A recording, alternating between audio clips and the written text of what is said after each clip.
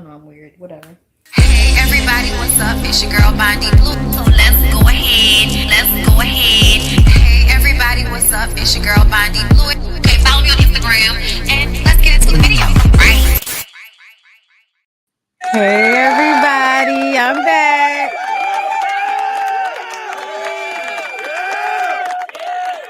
I'm back, girl. What's up? It's your girl BondyBlue, and I'm back for another BondyBlue show.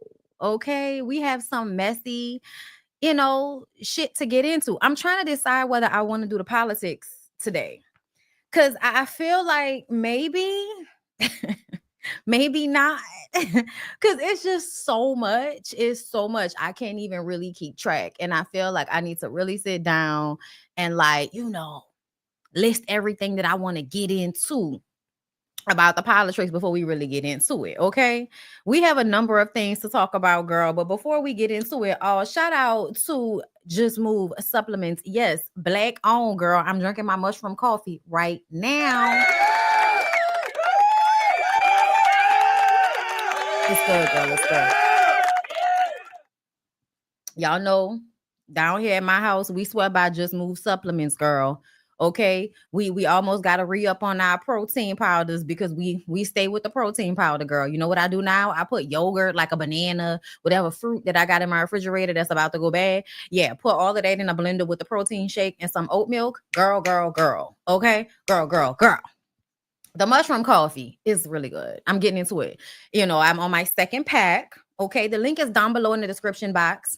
Okay, the energy supplements are also really, really good. If you need like a pep in your step, if you're tired, if you're sleepy, girl, get you some of this. All right, make sure you can do it because it's caffeine. But it's all vegan. It's all vegan and it's all amazing. And we love it over there at Just Move Supplements. Shout out to my girl Kiara LASHAE. Shout out to KP. All right. Shout out to Mama Peach. Shout out to the people that Just Move Supplements. Okay, black owned business. All right, if you still trying to support the people. Okay, but if really you just want to support a company that is a good company, grassroots, vegan, they care about what they putting in their protein powders. They ain't just trying to put any old thing in there. You know what I'm saying? So get you some Just Move Supplements, girl. So you could be fine and sexy with us when we go out of town with Reset by Design Wellness. Oh yeah, y'all like how I did that? Y'all like that transition? Reset by Design Wellness is providing a luxury experience, a girl's trip like no other, okay? One where you will actually enjoy yourself, not like the ones on these reality TV shows, and one to like just help you deal with whatever you might be going through in life, okay? When I tell you we always have a good time, this will be our third trip to girl, what we going to Bali? We going to Bali, girl. Going to Bali. All right. And there are 2 Bali trips, okay? Because we sold out the first one. So if you want to go on the second one, which is July 15th through the 22nd, go to resetbydesignwellness.com, sign up for Bali 2. All right. Also follow my girl on Instagram so you can stay abreast of whatever's going on with the girls if you want to become a part of the clique. Because it's a clique. It's a group chat. It's a clique. It's a place of even after the trip, we like to support each other. Y'all, there's always a Reset by Design Wellness girly in my comments, okay? There's always one. So shout out to my girls, all right? Crystal, you need to come to one. We need to meet in person. You need to come to one. Crystal, I'm calling you out. Thank you so much, Blaze Monet, for moderating today. I am greatly appreciating. Yes, please donate to the massage fund, okay? Because y'all know I need, girl, in order to come to y'all with this foolishness, almost every other day like I do, every week, girl, I need some type of relaxation in my everyday, in my every week life dealing with this shit. It's too much. Now, I'm happy that y'all are here, okay? We have a few topics to get into. So let's get into the list, shall we? Let me pull these notes open. While I'm doing this, make sure y'all like the video, subscribe to the channel. I think the chat is open today. It won't always be like that. So if you want to, be able to talk in the comments, girl, become a member, sir. Okay, whoever you are in between, whatever it looked like. Okay. So, girl, we're going to be talking about Monique Samuels. We're going to be talking about Jamal Bryant. They have a history. That's interesting. We're going to be getting into Dr. Heavenly, Jonathan Majors, and Meagan Good. Whoopi Goldberg. Okay, we're going to talk about Whoop. Boosie. We're going to talk about this Tyson and Jake Paul fight. I know it was this past weekend, girl, but I still have commentary to give. I do. More on Diddy. Every week, there's more on Diddy. So we're going to get into the things, okay? Yeah, I think, girl, when I tell y'all I really do want to, I'm going to save politics for another day. I got to take a deep breath before I get into that dumb shit, you know. That's what I'm calling it now. Y'all know I have stuff saved, right? When I come to y'all with these topics, I save them on my Instagram. And now it's gossip for the regular stuff and dumb shit for the politics, because it's dumb shit. It's really dumb shit. We had a great conversation in my members only. Shout out to my members. We had a great conversation yesterday. Because I really like to, you know, get shit off my chest with my members. You know, I don't trust the rest of y'all. And sometimes even my members be, you know, in the comments saying stuff, and I just be like, I ain't finna argue with you. This is a place where you can disagree with me, okay? But sometimes I just be like, okay. So let's go ahead and let's start with my girl. I want to start with Monique. I want to start with Monique Samuels because she did an interview. And whenever I see like some of my favorite people pop up on these interviews, I just be like, girl, why didn't you text these people and be like, come talk? You know why? Because you know they're not going to give you the real tea. All of these little sound bites that they give people, it's still not the real tea. So Monique, girl, you know you my girl. I know you out of town right now. Looking all tanned and shit. You look good, girl. You look good. If you want to ever drop real tea, if you ever want to get into the specifics of the situation, come on down to death row. Come talk to me. When I'm looking, listen, y'all, first of all, can we talk about how he has, whoever the artist is, this is great art. Whoever did these pictures back here, this is great artistry. But essentially, anytime you put this group of niggas together, this is not a safe space for women. Girl, this is not a safe space for women. Okay? It doesn't feel that way. So her going on here, and I watched the whole interview, and I have to say, I don't know who this young man is. Larry, I think is his name. I don't know the young man's name, okay? But he has like almost 100,000 followers on YouTube. He has a nice following, you know what I'm saying? But it felt like two divorced people sitting down to have a conversation, and the man is like really expressing how he's never going to be the same. And it's the woman's fault. And I low-key feel like he was trying to get that out of her while she was talking about her situation. And that's why, even though I know she wants to protect Chris, I still feel like, girl, Chris popping out with fucking Sharice was enough for you to give any actual detail that you would like to give about y'all's relationship and y'all's marriage, as far as I'm concerned. Yeah, Larry is absolutely giving mad about his divorce.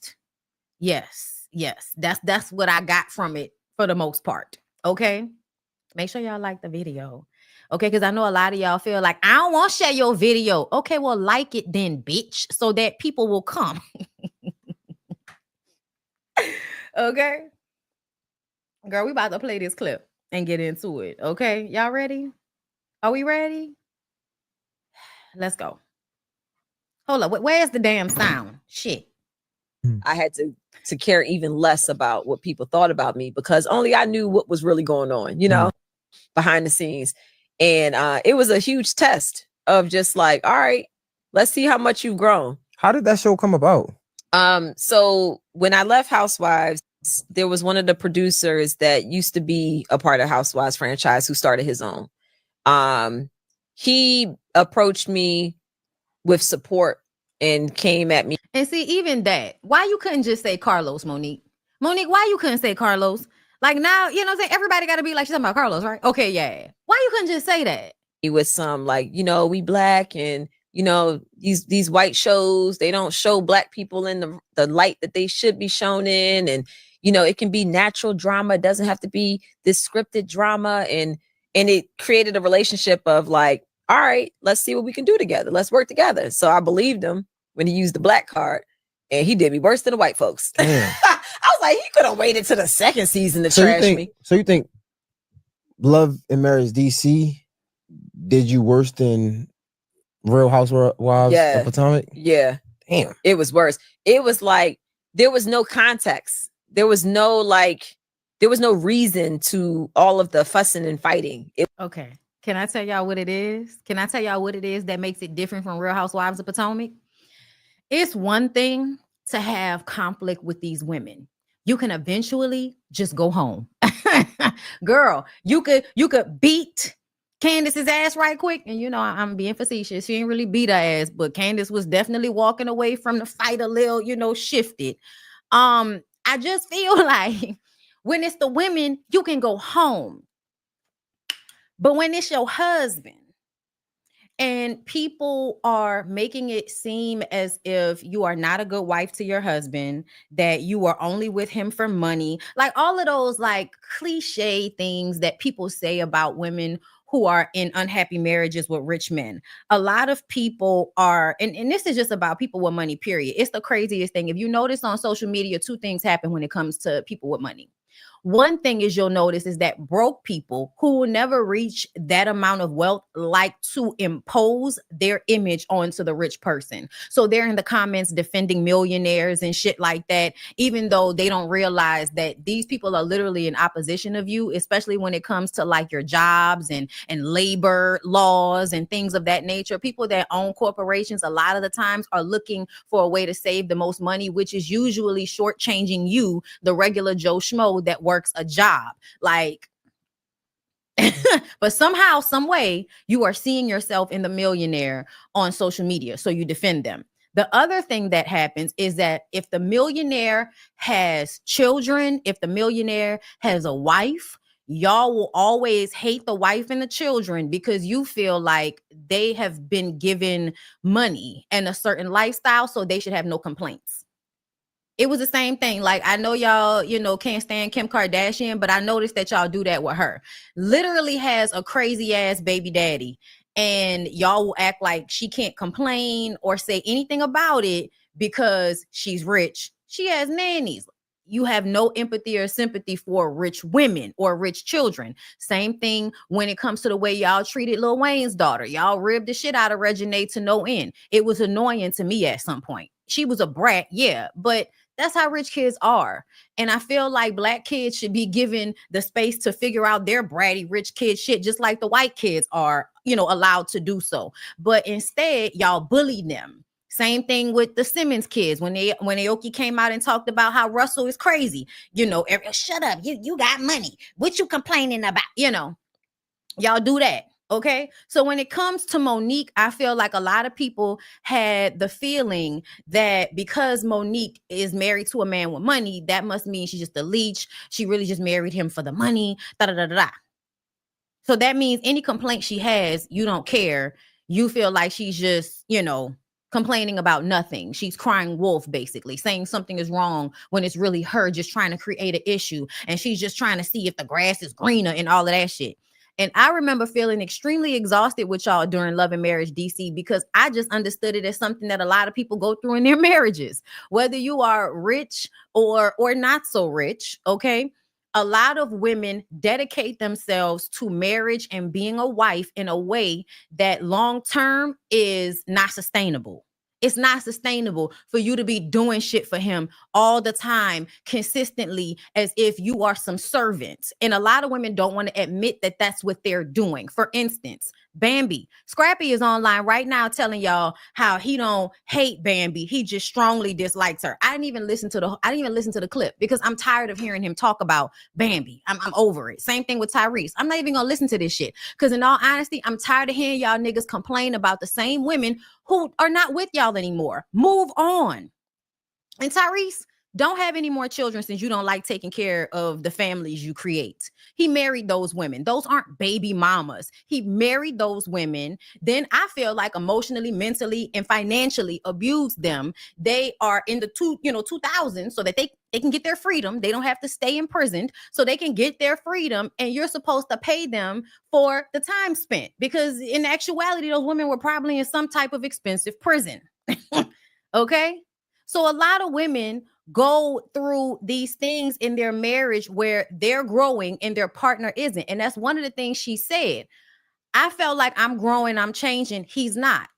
Women marry for potential, meaning that we'll marry a man knowing that he's not giving us everything we need, but hoping that we'll grow to that point. Whereas men will marry a woman and want her to stay exactly how she is, no matter how long they've been together. That and it's crazy. It's an improbability that people will never change in a relationship. You're always going to change. You don't have a choice but to change. You don't have a choice. Even when people act like they've stayed the same, they're lying. They're pretending as if they stayed the same. But over the course of anybody's long-term relationship, there are going to be shifts, changes, growth, evolvement. That's what happens. And so for me, I feel like what we noticed was Monique, Bambi, a lot of women, you were doing too much from the very beginning. From the beginning, you were cooking and cleaning and taking care of things. Jazzy, for instance. Jazzy is the perfect example. You go and talk about how this is $1 million nigga and he put pressure on you as if being with a rich man was supposed to afford you a better lifestyle. But every time we see you, you working, cooking and cleaning and breastfeeding. Slaving is what it looked like. It doesn't look like you're actually living in a lap of luxury. It looks like being with a rich nigga for a lot of Black women means proving that you're not with him for his money, even though he used his money to get you, and him having money should be a part of the deal. The fuck is wrong with y'all? I come from a middle-class household. So for me, I knew I wasn't going to find somebody that was rich like that. But you know what my criteria was? Educated. Please be college educated. Please have finished high school. Please be able to work a job. Please be able to keep a car, a cell phone, and take care of your shit. That was where I was with it. Among, other things that I needed as far as like emotional support and all of that I noticed a lot of people don't give a fuck about in their relationships. I needed emotional support. Okay. So I was looking for, different things because I also had experience having a father with money. So when you have a parent with money and they use that to control everybody, all you want to do is get with somebody that won't do that to you. So that's why I feel like a lot of times I have a different perspective on these things. And I tell y'all a lot of the time when people have grown up struggling, they have a blind spot. Everybody has a blind spot, but specifically people that might have grew up struggling or envying other people having more, they don't see that people who do have more still have a lot of problems, still have a lot of issues, and money doesn't make you happy. It doesn't. You have to create the happiness, and money makes it better. It absolutely does. But you see a whole bunch of rich people that are fucking miserable. Okay? Women who are in nice houses that want to die. Okay? So for me, it was exhausting when she was on the show and you could see that they're making her out to be the villain in her marriage. And that right there, y'all, as a wife, that shit is it's hurtful. It's extremely hurtful, especially if you're the type of wife that has done so much for your husband, meaning like you have tired yourself out, making sure that he's comfortable, that he has everything he needs, that he doesn't want for anything, making sure you are handling every little thing. So he only has to worry about whatever his job is, whatever his small role in the household is. You make sure everything else is taken care of. And then when you finally get tired of that shit, people turn it around and make it seem like, oh, you only with him for his money. You never loved him.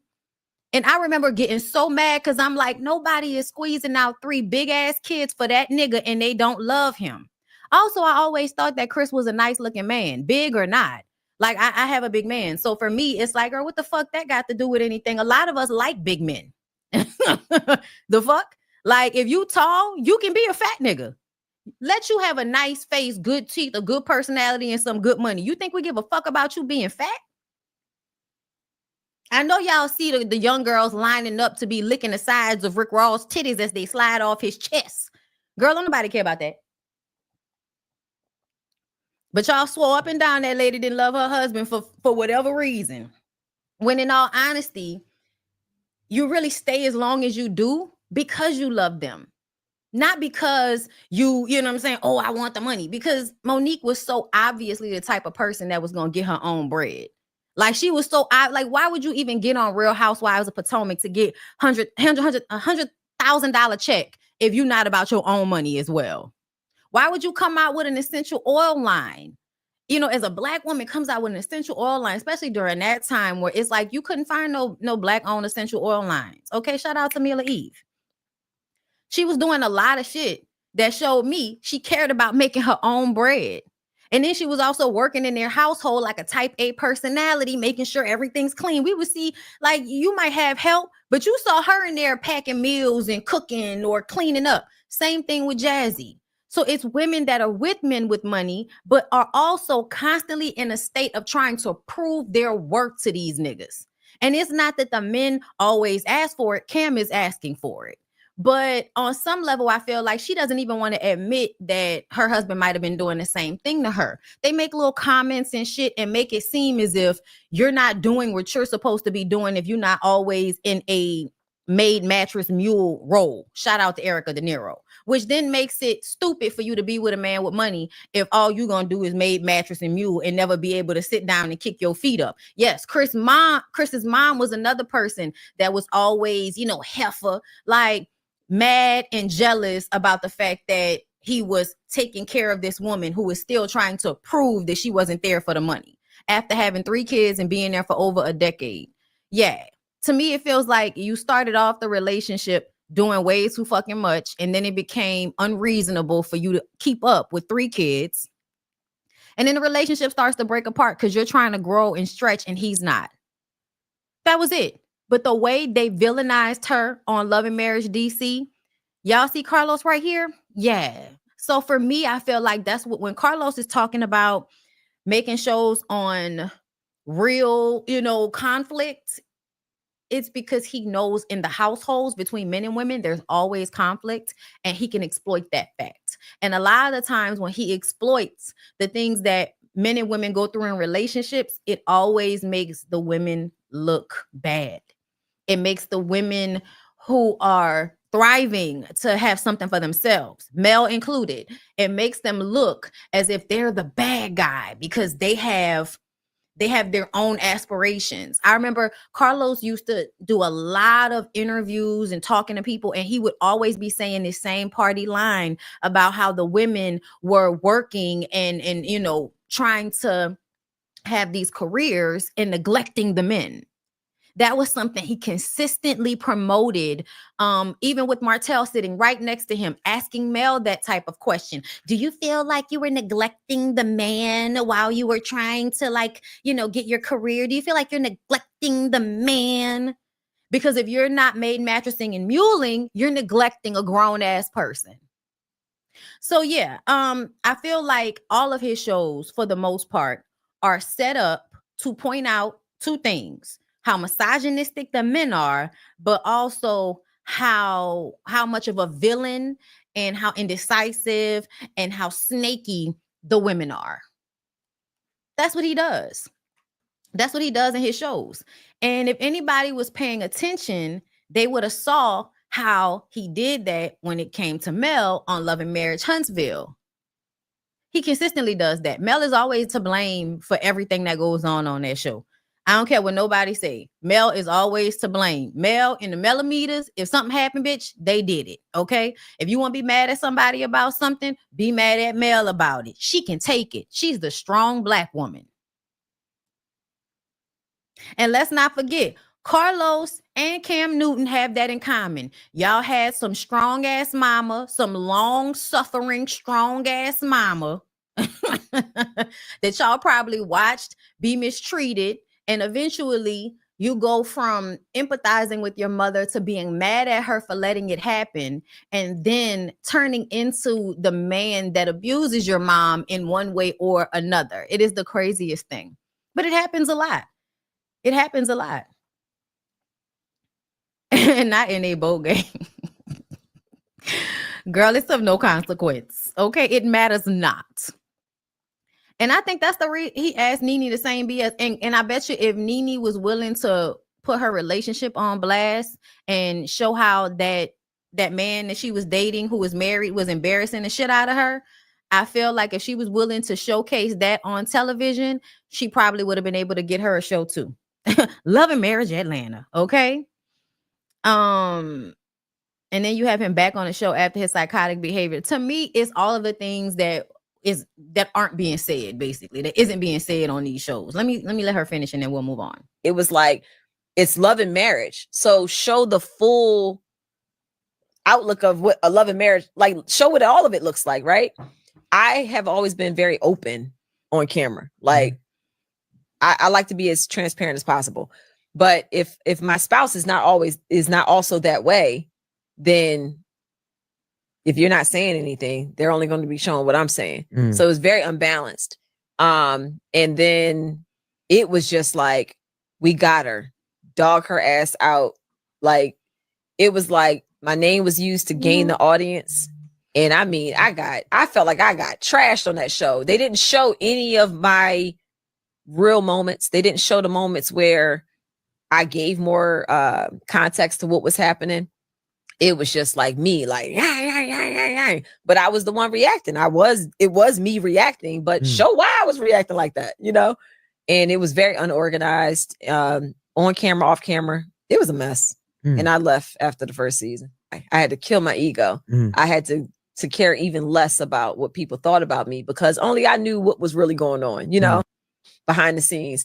And it was a huge test of just like, all right, let's see how much you've grown. How did that show come about? Okay. So yeah.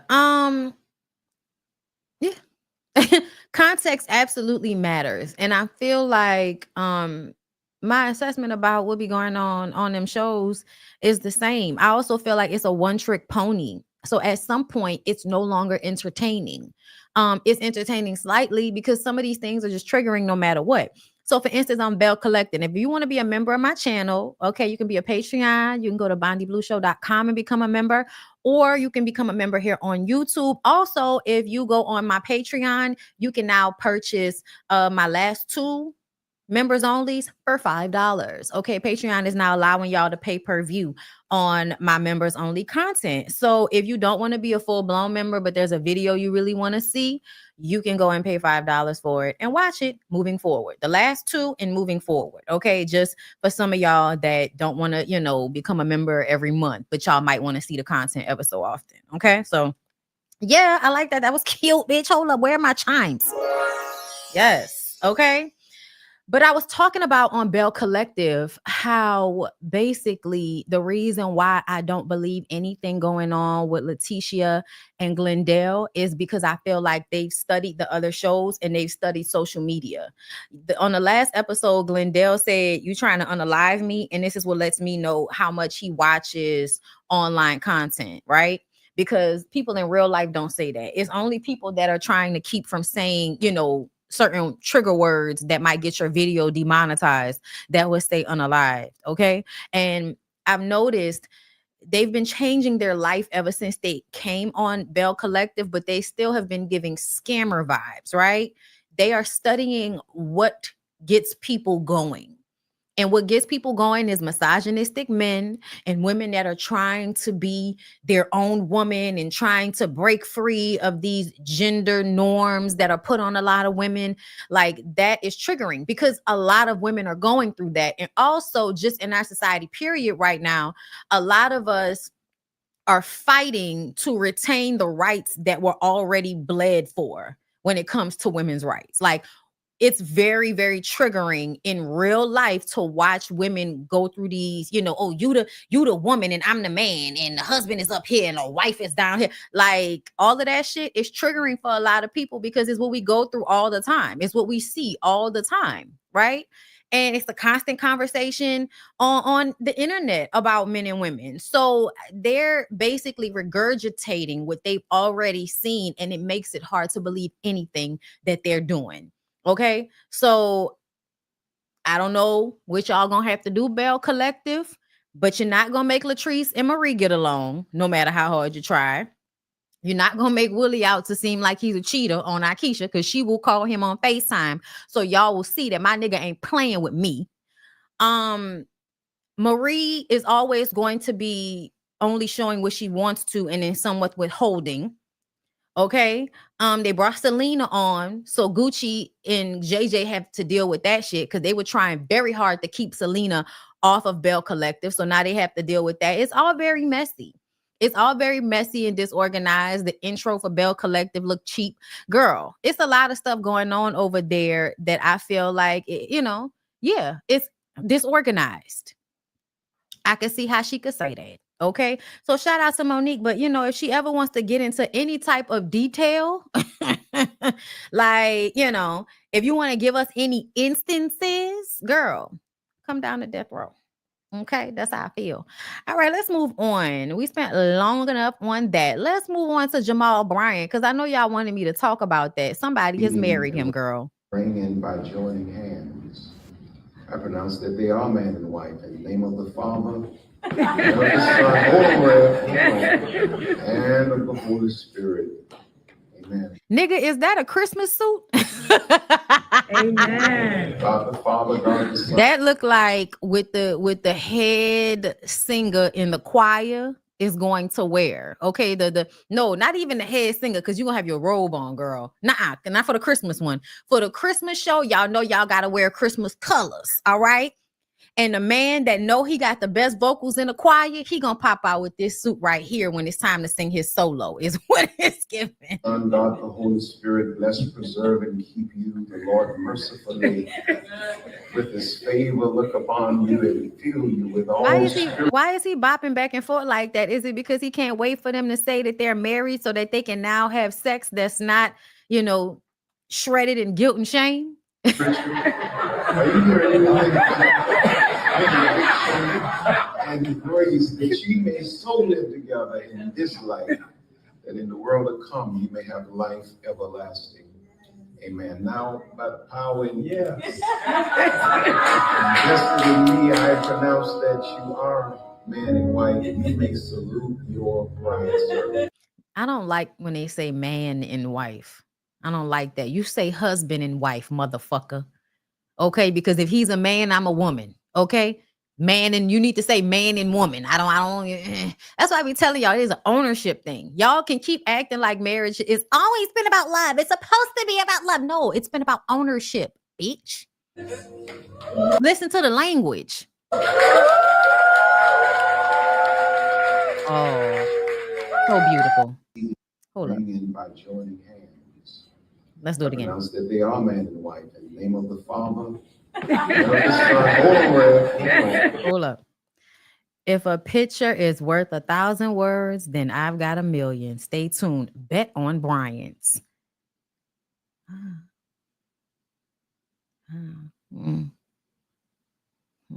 Y'all look like y'all want a reality show. That's what it's giving. It's giving these people are going to have a reality show soon. I'm going to tell you something. I feel like this is stupid. Can I tell you why, though? Because Jamal has never been faithful to anybody. Jamal has never been faithful to anybody, and he does not look old enough to be faithful to you. I'm just saying, like, it just looks like you getting married for the look of it and because y'all are in the church, but essentially you still gonna get cheated on. I like that she didn't want to wear a wedding dress. They too old for that. They too old for that. I feel like people should wear whatever the hell they want to wear to their wedding. That's why I don't really have anything to say. I feel like she looks beautiful. I feel like she looks beautiful. Her makeup, her hair. I think the outfit is beautiful, but it looks like something somebody will perform in. But that's that lady wedding. She wore what the fuck she wanted to wear. It's beautiful. I love this. Look like an Angel Brinks situation. You know what I'm saying? Angel, did you make this? Girl, this look like something you made. Okay. But yeah, it looks like you getting married so you can get cheated on is what it looks like to me. Because to me, I feel like the thing about it is if somebody is always cheating, I think it means that they're just supposed to be in either an open relationship or they're supposed to be single. They have a hard time being monogamous. And it's because monogamy is a societal construct and it's not exactly natural to a person. And when I say that, I mean over your entire life, you don't want to be with just the same. Most of y'all, most people, not all. And I really want to say all because I feel like a lot of y'all lie. But nobody wants to be with the same person their entire life. You're a liar. It's not even how it happens. Even if you get married, you were in other relationships before you met that person. You had other loves before you met that person. So the idea of getting married so that you can legitimize a relationship that he's going to illegitimize when he cheats on you, girl. And yes, y'all know this does good for the church people. The church people live in illusion to me, meaning you know this nigga's a cheater because his pattern of behavior is he cheats on every woman he's with. But you're still going to sit on a front pew and wave and say, hallelujah. Yes, Jesus. You're gonna act like it's the best thing since sliced bread for these two people to get married, even though you know this man is never faithful. Like you don't care, girl. You just know it looked good. That's all that matters. It looked good. It's a beautiful moment, girl. It's a Disney princess moment, and it's absolutely church promo. It's absolutely church promo. Okay, listen. Y'all can listen. I don't care. Be happy. Be happy for the 5 minutes that y'all gonna be happy until she crying and there's a divorce. Okay. Now, if there's not, I'm happy to be wrong. But based on the way Jamal Bryant has slang dangalang ever since we met him, it's not given he's about to be faithful for the entirety of the rest of his life. That's not what it's given. Not even a little bit. Not even at all. Let's move on. Okay. Congratulations to them though. So shout out to my husband, okay, because he the one that told me about this, girl. Otherwise, I would not have even known what's going on with Dr. Heavenly and teeth that she giving to the folks out here. Girl, teeth look, oh my God. Them teeth are confused. Them teeth are all over the place. Just messy. Mom, do whatever make me feel comfortable. I don't live my life for y'all. Y'all can say whatever y'all want to say, because at the end of the day, the day gotta end. You can't stop what God got for me. What do you mean? You see, I can't stand when y'all do shit like that. You can say whatever you want to say, because at the end of the day, you can't stop what God got for me. Girl, apparently God has some new teeth for you and you decided to send them back. Long I know that it don't matter how anybody feel about me. All right. So at this point, it's on. I'm ready to babble. You ready to babble? You ready to learn another language? I'm gonna get a lot of what is it, videos, but the only way that y'all gonna be able to see, I don't care, y'all call me mom, do whatever make me feel. Okay, hold up. So 1, 2, or 3, you know. When I tell y'all wouldn't have caught me doing that, I'd have been like, baby, you can do that. I'm not about to do that, okay? That is a scary image over some very sexy music. Let's turn it off because I don't know if it's copyrighted. Okay. So this is what they look like. And that's what they look like after. Okay. That looked much better than whatever the fuck we was looking at before. Oh, that's nice. Dr. Heavenly did really good with those dentures. She looked like she don't know if she like it. Yeah, she don't know if she look like she crying though. No, you like it. You liked it. It's just you got to get used to seeing yourself with a full row of teeth. Yeah, she took them out. So apparently, I don't know who Grip Baby is. She on TikTok, girl. I don't know. I don't know. Grit Baby had been the subject of harsh criticism online with social users, excuse me, y'all, attempting to count. Wait, y'all. Wait a minute. Let's stop it. Grit Baby had been the subject of harsh criticism online with social users attempting to count how many teeth she had in her mouth, many of them concluding the number was 3. Grip Baby admitted that she previously tried to have work done in someone's living room, but that was unsuccessful. You think so? You think so? You think so? That's a shock. Dr. Heavenly agreed to provide the dentures for free and documented the process online for her followers. Grip Baby was thrilled with the results, as were most of her followers. That is, until time went on. It appeared that Grip Baby was struggling to communicate with the new chompers. Her face appeared frozen in time, and she was even using the children to translate for her. In a recent video, she appeared with the dentures removed and stated that she had to do what is best for her comfortability. I don't live my life for y'all, she stated. Okay, so here's the thing. She needed to get the kind that you can take out and put back in. Like, like our people used to have back in the day. Okay. Y'all seen Dame Dash. Y'all seen Mama D. Those teeth just fly right out sometimes. Okay. It's too wet. You didn't get your denture grip, to grip it good enough, and they just fly out your mouth. But that's what she needed. She needed the type of teeth that you can take in and out. And it's obvious that you probably were used to your mouth setting a certain way. So having to get used to those teeth in her mouth after having her teeth pulled and all of that, it probably was uncomfortable. But I'm wondering if it would have changed over time. You know what I'm saying? Like if she would have gotten used to it, I'm wondering. I'm not mad at her for taking the teeth out if it was making her uncomfortable, because I'm not about to be uncomfortable for nobody neither, bitch. When I tell y'all the toothless like a motherfucker as long as I'm comfortable. However, I would not be getting online. Right now at 36, because I could change my mind when I get to 56 if any of my teeth actually fall out. But okay, I'm only missing like teeth on the bottom. I got all my shit on the top, bitch.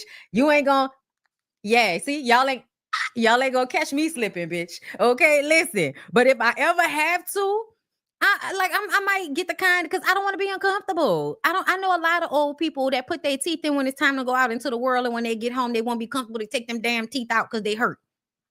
Okay, but let me tell y'all right now, y'all need to be flossing, and y'all need to pay for dentists to do real work. If your teeth are as fucked up as this young lady and she got a TikTok, it makes no sense to me. Like, what are y'all doing on TikTok if you're not making enough money to get your teeth fixed? What's going on over there? Okay, because I see people be having hundreds of thousands of followers. Obviously, y'all knew who this young lady was. You know what I'm saying? So she must have a lot of followers, but she not making enough money to go to a dentist and get, you know what I'm saying, get some reputable, shit put in. And I'm not saying that what Dr. Heavenly did wasn't reputable. I'm just saying that I think a lot of times if you go into Dr. Heavenly's office and she's gifting you something, it may not be the same as when somebody going there with the insurance card. Like, listen, my teeth are coming and I need you to fix this, girl. I need you to fix it. Whatever it's going to cost, girl, fix it. I don't want no big ass teeth. Okay. Do not give me the Rick Ross special. Don't give me the Rick Ross special, bitch. I need them to fit into my mouth appropriately. Okay. That would probably be more expensive. Sometimes I feel like these big ass teeth be the cheaper of your options. You know what I'm saying? They really just needed to be readjusted. Getting implants can run $20K and up. I'm wondering how much money are y'all making over there on TikTok? I'm not making $20K to put on those teeth on YouTube, but at the same time, girl, this is why I take care of my teeth.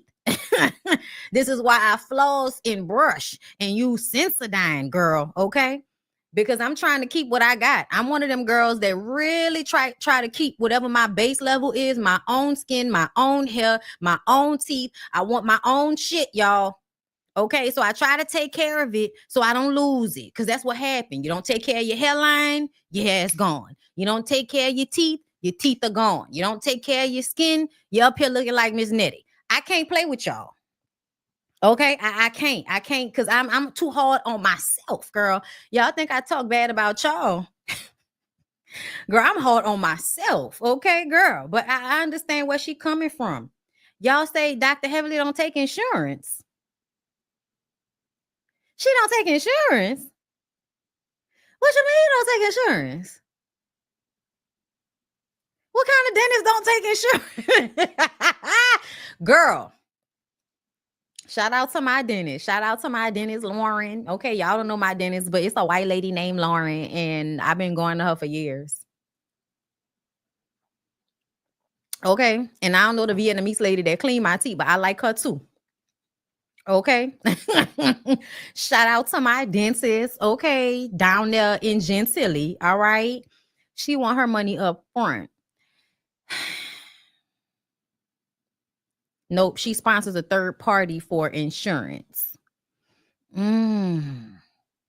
She has payment plans if needed. Yeah, no, I need you to take this good ass insurance that I have. Like, fuck out of here, bitch. I'm sorry. Now I know I can't come to you, Dr. Heavenly, because if you're not taking my good ass insurance, then there's nothing for us to talk about. Because I have really, really good insurance, girl. So it's kind of like, you ain't taking my insurance. I guess I need to go somewhere else that take this good ass insurance, child. Okay. My husband worked down for the postal service, bitch. We have good dental insurance, girl. So if you're not taking it, I'ma just go ahead and go somewhere else. All right, y'all. So let's discuss how Meagan Good has probably purchased her own engagement ring, and she and Jonathan Majors are not engaged. Oh, good. You're shutting down all the breakup rumors because this ring that you just flashed, my mouth is still on the floor. I just have this one question. How did you know that each other were the one? And how did you propose? How did he propose? Give us the romantic story. Truthfully, we did 2 proposals. I was just thinking about the second one. Yeah, I guess so. But yeah, we're gonna keep it to ourselves. But it was I was very shocked. And it was wonderful. Yeah, and I was like, wait, are you serious, babe? Yeah, and then later on, someone said there was another, and I was like, hey, babe. What do you mean someone else said there was another? Like, what are you talking about? To me, this is one of them times where a woman in an abusive relationship accidentally said the wrong thing in public, and she knows her man is going to be mad at her. And so she's trying to not say what she was about to say because now she realizes he don't want her to say it. That's what this seemed like to me. I don't give a fuck. Also, the fact that she's still wearing this hairstyle, another thing. Because y'all know Jonathan Majors likes white girls. And I'm only saying that because of the last white girl and previous white girls. I'm not saying he don't like black women at all. It's obvious that he and Meagan Good have some great physical chemistry going on here. Okay. But the fact that she is now adopting this hairstyle makes me feel like, remember how Tamar used to always be wearing blonde wigs because in her mind, Vince liked white women. He liked blondes. So she was always trying to wear blonde wigs in order to kind of fit what he liked. To me, is giving the same thing with Meagan. Meagan is wearing these, these boho locks that the normal Meagan would have took out by now. The normal Meagan would have took these hoes out by now. But she's wearing them because I think it gives that, that I'm with a white man vibe. You know what I'm saying? Like, he's not a white man, y'all. Please understand me. Because I say shit sometimes and y'all don't get the nuance. So then y'all comment shit and I'm like, that's not what I meant. But whatever, girl. That's why I got to stop giving a fuck. I am saying she is trying to fit a prototype for him. And so she's not being how she would normally be as the Meagan Good we've known. I don't care because at the end of the day, if Meagan like it, that's cool. I don't love it. But she can do whatever she want to do. If she want to be married, if she want to be in a somewhat abusive girl, I don't give a fuck. Do you live life? Be great. Okay. If y'all two happy together, if you happy to be his Coretta, do your thing, girl. Do your thing. But I am wondering if he's marrying you because he knows he can't go get no white girl now that he ain't got no money. Let's listen to the rest of what they said. So, yeah. 2 proposals, Jonathan. Don't do anything by half. How did you know she was the one? And what does this moment mean to you, sharing it with the public? Well, we met here 2 years two ago. years ago. Right here, first time. Yeah. Well, not this spot, but Ebony. But Ebony Tower 100 is the event that we met at in the bathroom, in the unisex bathroom. Yeah. This is why you wanted to come to this moment and make this the moment to release this information. Yeah. Congratulations. Yeah. This is beautiful and best of luck to both of you. Thank you. You all. It's the laugh for me, y'all. It was the laugh. It was the laugh. Like the way she kept laughing. Hold up, let me see. Yeah, the way she kept laughing, I was just like, I don't like the laugh. The laugh is weird.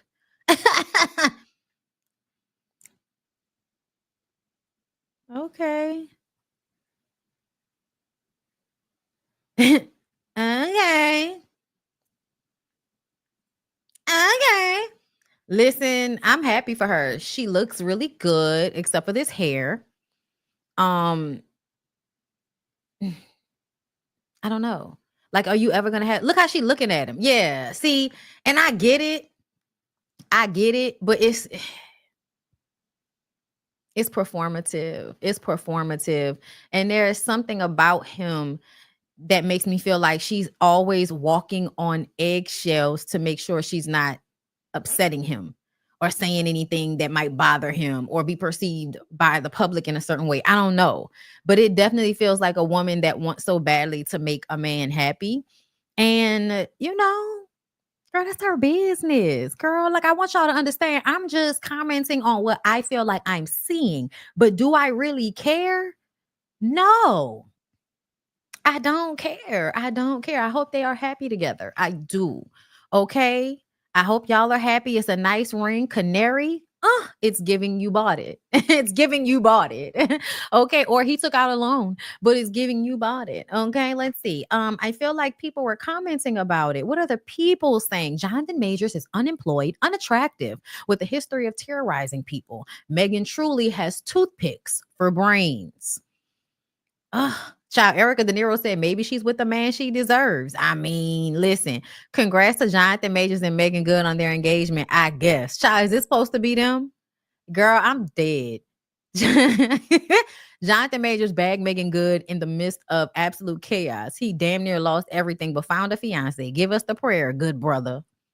You niggas don't need a prayer for this. Society has already created all of the thirsty, delusional women that will come and clean your life up if you have somewhat of a good public image. Okay. And when I say somewhat of a good public image, I mean, you can be any old man. Like, it doesn't matter. You can sell drugs. You could be accused of assault. You could be accused of rape. Like, it doesn't matter. Okay. There's always some woman that is coming to clean it up and gobble your come up into her throat because she's so happy to have a man and to romanticize an abusive relationship because y'all like bullies and shit. So yeah, like, ultimately, you don't need a prayer for that. Society has already set women up to be delusional to come and save you in the midst of chaos. I'm happy for Jonathan Majors because everybody on this app dragged his name through the mud for some shit he didn't do. And he turned around and got engaged to one of the baddest Black actors in cinema history. He didn't do it. He didn't. See, I think y'all having a really hard time understanding what assault is. There is literally a video of this man trying to slam that white girl into a car. I know she ran after him, but I also know how domestic violence works. And a lot of times men get with mentally weak women because they know those are the easiest women to manipulate mentally. And also it's a double whammy. Those women also look crazy to the public. At some point, Meagan, if anything happens between them two and it comes out, there is room to make Meagan look crazy. I'm telling y'all, based on what we've seen of Meagan, what we've heard about Meagan, there is room that if anything goes down negative between the two of them and it comes out, he can make Meagan look crazy because she already kind of looks crazy. Because you look crazy when you have a career and an image of your own to think about and you stomp through the courts with a man while he is handling an assault case with a white woman. Talking about he wanted her to be his Coretta. Like, you already look crazy. Yeah, she already looks crazy. No. I'm not saying only weak women get abused. That's not what I said. See how y'all just be taking shit I say? I ain't never said that. I said when men want to abuse women, they will a lot of the times pick women that are already delusional. They already, and yes, a lot of y'all are weak-minded. A lot of women are, a lot of women are weak-minded, hun. not just because I don't think honestly, I think men like to break strong women. Like, abusive men love to break strong women until they're weak women. But no, I think there are so many weak-minded women that are running to, have some weird romantic abusive relationship with a nigga. Just to be clear, because anybody can get mind fucked into abuse. Anybody. Girl. Jonathan Majors haters are going to convince themselves it's a fake engagement. I don't think it's fake. But I also feel like, why do you think him getting with Meagan means that he needs to be reinstated as king? Like, what? What does that have to do with his career? He wasn't found not guilty in court. He was found guilty of misdemeanors in court. So essentially, regardless to what y'all may think on the internet, the court said you did something wrong. Okay, Jonathan Majors and Meagan Good being engaged was not on my bingo card. It should have been. As soon as y'all heard that she was paying for everything, you should have known. Like, duh. But let's move on. I hope they're happy. I hope the relationship is everything that they want it to be. Okay, and we'll just see what happens as time goes on. All right, y'all, let's talk about Whoopi Goldberg. I have a love-hate relationship with Whoopi Goldberg because I feel like a lot of times Whoopi Goldberg either is on the right side of something or she has a complete blind spot to racism. I remember when Mel Gibson had his racist rant and she was one of the first Black people to pop out and say, he's not racist, ma'am. He was just being racist on the audio recording. What are you talking about? I don't give a fuck that y'all are friends. A lot of y'all are friends with people that will call you a nigga bitch once they close their door. Like, the fuck? You know what I'm saying? Like, cut it out, man. Cut it the fuck out. But anyway, this is one of those moments for me because I feel like this is stupid. Let me read y'all a story. Many social users are weighing in on the bakery debacle concerning Whoopi Goldberg. While many believe that she was discriminated against, there is a large group of people who believe she wasn't. Here's why that is problematic. In an opinion piece published by Hollywood Unlocked, Blue Toulousma stated, Whoopi's experience with Holterman's Bakery wasn't about desserts. It was about exclusion and racism disguised as business decisions, and I fully agree. So basically, the bakery refused to make Whoopi's order, citing equipment issues, but fulfilled the exact same request when it was placed anonymously. Then, after the incident went public, she leaned into MAGA support. They leaned into MAGA support, turning which should have been a simple situation into a cultural dog whistle. The move wasn't just defensive.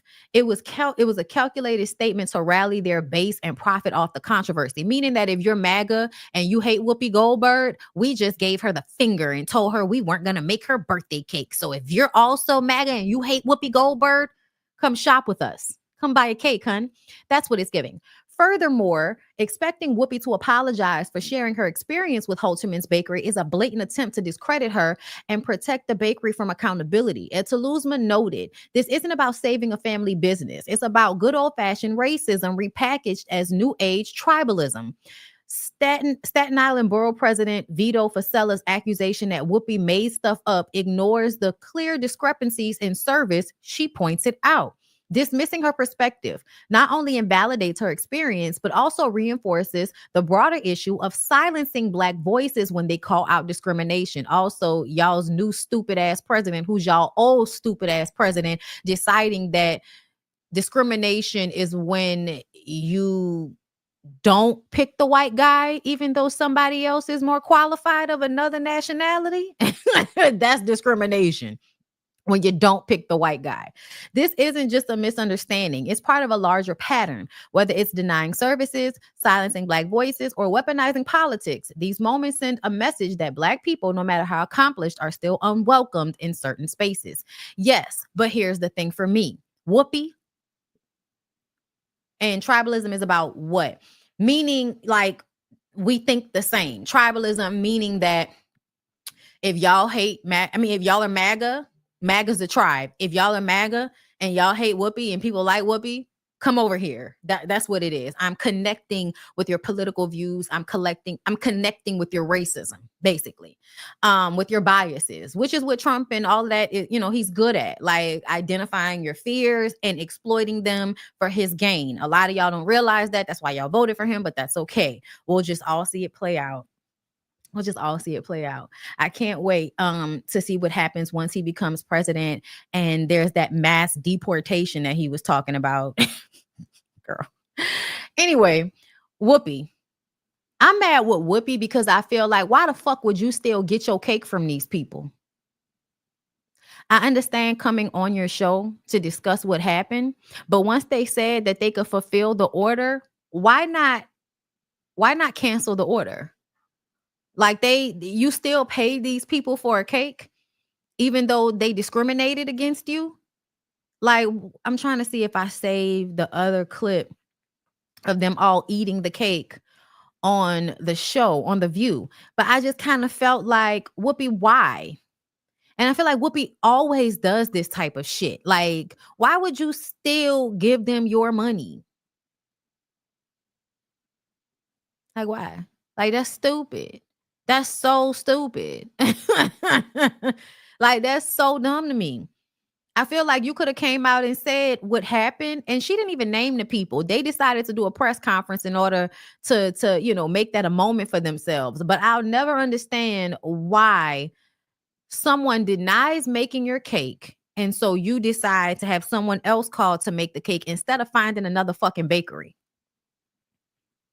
I wouldn't have gave them people my money, and now they're even more so discriminating against you, making it a moment, invalidating your experience as a Black woman dealing with discrimination in a country that always discriminates against Black people. It is just very weird to me that she would still get the cake from them. Like, why, Whoopi? Why? But then again, we would have to ask her why she felt the need to be called Whoopi Goldberg instead of Karen Johnson. Even with the locks and the smoking weed and the androgynous energy, she is still hetero, white, maybe not Christian, but normative. Like, Whoopi's mentality has always been slightly whitewashed to me. And I love Whoopi. And I tell you, look, the music plays in my head all the time, from Nacho Burglar, No Way, Try and Catch Me, because each and every time I get away. And it's not even that I really begrudge Whoopi about her love-hate relationship with the Black community. And the reason why I say that is because in the 80s and the 90s, as great of an entertainer as Whoopi was, Black men really loved to call her ugly. That's why she was dating all them white men, because I'm just saying, I a lot of times Black women in Hollywood have these attitudes towards their Blackness because they've kind of been abused in Black spaces. You know what I'm saying? Like, it's just, it is what it is. It's sad. But I definitely feel like y'all was calling that lady ugly for so many years. Y'all was calling that lady ugly for so many years. It makes sense why she don't really fuck with y'all like that. But also, don't fuck with white people that are discriminating against you and don't want to buy the cake, don't want to make your cake because you're Black, just like they don't want to make gay people's cakes and all of that. And then y'all fight to get your cake made by somebody. No, how about I just not? Okay, if you don't want to do it, I'm going to find somebody else that doesn't hate me to make my fucking food. Do you know how weird it is for you to want somebody to cook something for you that hates you, as if they can't put their negative energy into the food? I don't know, y'all. It's weird. It's very, very weird.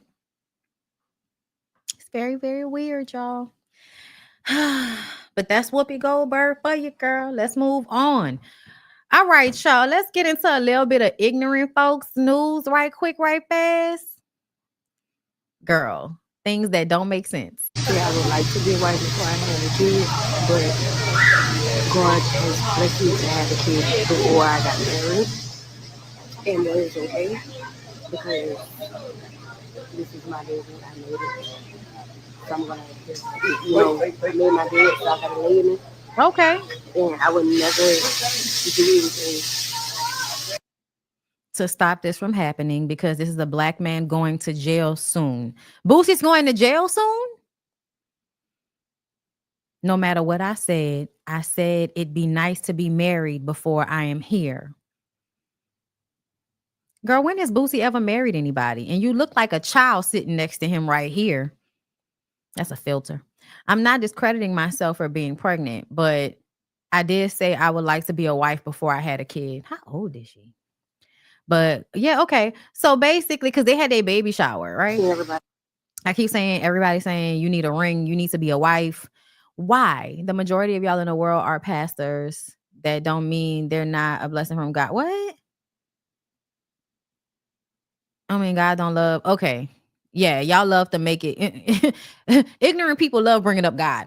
And the reason why I say ignorant people is because it's like, you don't live your God. You don't live by God's standards. You don't live by the Bible in any way, shape, or form. But whenever you want to make excuses for your behavior, you'll say shit like, God, God did it. God did. God was all right with it. God loved me. Yeah, bitch, I'm sure. God loves everybody. That goes without saying. Okay. But I was just like, girl, congratulations on making a new child for him to mistreat. Cause that's all he gonna do. And you, girl, like, I'm not telling you not to have a baby once you get pregnant, but it was the fact that you even wanted to marry Boosie. It's the fact that even though you see the way he handles his children online, he's talked about paying a prostitute to, have sex with his 12, 13, 14-year-old sons and nephews because he don't want them to be gay. So that's one thing he did. Then let's not talk about the way he's consistently tried to embarrass his lesbian daughter, talking about she contaminated or she might contaminate the children, even though he's having parties where women are, doing gay shit. Okay, so I'm like, not you having a baby to be mistreated, not you having a baby to be abused. That's what I said mistreated, but really I wanted to say, so you having a baby so a kid can be abused by Boosie again. Like, do y'all ever pay attention to the way these men treat their other baby mamas? Do you really think just because they show up with money sometimes, and I say sometimes because niggas love to rent shit and post it on social media and make y'all think they got it like that? Okay. Child, I was listening to is it RRG? I'm always fucking up but I watch them all the time. Y'all watch RRG, right? On YouTube. Shout out to them. I was watching one of their videos earlier today about Moneybag Yo and Ari. And it reminded me why I don't like soft face Ari. I really don't like her. And it's just because of some of the shit that she said and done on the internet. Like, but most importantly, it was when she bought Moneybag Yo land. And I didn't even know that she was like, oh, he bought me a car. And then come to find out he didn't even pay for the car. And it wasn't really, in her name. So it got repoed. So to me, it's the same mentality as Boosie. Like, didn't he get his daughter a car and take it back or some shit like that? Or she didn't want the car, girl, whatever it is. To me, it always looks like these niggas buy somebody a car, spend some money on some purses, take y'all out to a few nice restaurants, and y'all think that means he's going to provide. And then you get with him, have a baby, and you find out he's a stingy, disgusting, controlling fuck nigga. And you're now stuck because you got a baby for him. So now you got to deal with him because he gonna make sure that he a part of his kid's life, which is really a way to be able to control you, but also a way to look good to the hood. You know what I'm saying? Because you can say what you want to say, but niggas that got money that take care of their children, they get a bigger pat on the back than niggas that don't. It is what it is. It's the reason why Kai Cenat is continuously bringing people and their children onto his stream. Because he knows how much pussies get wet when they see men holding babies. Whenever y'all see a man holding a baby, taking care of a baby, y'all are somewhere salivating and ready to throw your open womb at him, regardless of his history of pump faking and acting like he's a better provider than he really is, acting like he's healthier than he really is. Because I ain't even want to bring it up. But I'm going to tell y'all, if I see one more fucking toddler on Kai Cenat's YouTube or stream, whatever the fuck it is, I don't care. It's weird to me. It's weird, y'all. It's very weird. And it just gives that they've recognized the engagement when people's kids are on their stream. The engagement is higher. And so now you're going to keep having these niggas bring these babies onto these streams so that y'all can get more money for streams, so that these men can have it seem as if they're just great dads because they're walking around holding a baby. A nigga don't even have to be doing shit. All he got to do is pick the baby up and hold it. And y'all are going to be like, oh my God, he's such a good father. Here's my pussy. Right in his face. And I just kind of feel like it's weird because it is, I think it's overexposure. I think it's overexposure. As a content creator, I think you have to be really careful with your child's image being out there to millions of people, because you never know. You just never know. In a world of AI, you just never fucking know. Okay. But to me, I feel like this young woman is probably one of those young women that's just watching Boosie on social media, or maybe seeing, oh, he bought gifts. He gave this. He gave that. All I remember is when the nigga told y'all to put y'all pussy on Instagram for $1,000. None of them hoes that put their pussy on the internet got $1,000. That's what I remember. I would never bet on this nigga's pockets. I would never bet my womb on these nigga pockets. I would never do that. I just would never do that. Okay. And let's not forget that Tyson cameraman was accused of being a pedo, right? And then he got up there and was like, this is gross, and he cried and he was like, this is terrible. And y'all all patted him on the back for it. And then we keep seeing more and more children on Tyson's lives and shit. And I just think that's weird. And I'm gonna leave it alone. But it just, I don't know. It was something about that video, and I didn't even save it, of G Herbo talking to his little boy, and you're piercing the little boy's ears on Kai Cenat's live, and Kai Cenat sitting there looking at the computer with this goofy fucking smile on his face, and y'all like, oh my God, they're such great guys. And I'm just kind of like, girl, okay. Maybe y'all right and I'm wrong, but I think it's weird. No, he wasn't. Y'all stop that. You have to be cuter. Like I tell y'all, I don't care about I make my own money, y'all. I live very comfortably. I do what the fuck I want to do. So at the end of the day, like, my life not hard enough for me to be with nobody with Boosie's face or attitude. Like, I don't care about money enough to be in a relationship with somebody that mistreats me and disrespects me the way Boosie seems to mistreat and disrespect everybody around him. Like, girl, please. He ain't cute enough. And that ain't enough fucking money. Okay. Yeah. But I feel like they be doing too much, and everybody wants to have a life that they can sell to social media. And to me, it seems like this young woman is doing the same thing. Don't mention God. God ain't got nothing to do with what you over there doing, having a baby by ain't shit ass nigga so that you can get clout and you can get views, and maybe you'll get a Fashion Nova deal, and you'll be able to make hundreds of thousands of dollars like Irie, so that you can buy land for a nigga when he buying you really renting cars and they getting repoed. Mind you, the land is paid for. Girl, she's beautiful though. She's a beautiful young woman. But it's giving daddy issues. Because how old are you? Because you look way younger than him. I don't know. Niggas say everybody can't be blessed with beauty and brains. I'm telling you, I don't even know why you would do this. I don't even know why you would do this. A light-skinned woman. This is my bed and I have to lay in it. Translate to, I secured the bag. This nigga struck me with, now mission accomplished. But people don't, look, Boosie going to jail. That's what I'm saying. When he going to jail? Y'all know this nigga always has pending cases. Boosie always has pending cases. So you like knowingly had a baby for a nigga that you know not even gonna be there for the kid. And y'all be sitting up there getting mad at women all the time about, oh, so you had a baby, you knew the daddy wasn't gonna be there. I don't get mad at y'all for that, because I feel like at the end of the day, that's your baby. If you want to have a baby, bitch, have a baby. You gonna be the one taking care of it. You gonna be the one taking care of it, whether he's there or not. So ultimately, do whatever you want to do, girl. But it's given, it's something you're gonna eventually be mad at yourself for doing. That's what it's given. Okay, let's go ahead and move on, because I do want to talk about the Tyson and Jake Paul fight. But before we do that, we're going to take a little break so that y'all can add to my massage fund. Thank you. Anywhere you go, give it on. Anywhere you say, anywhere.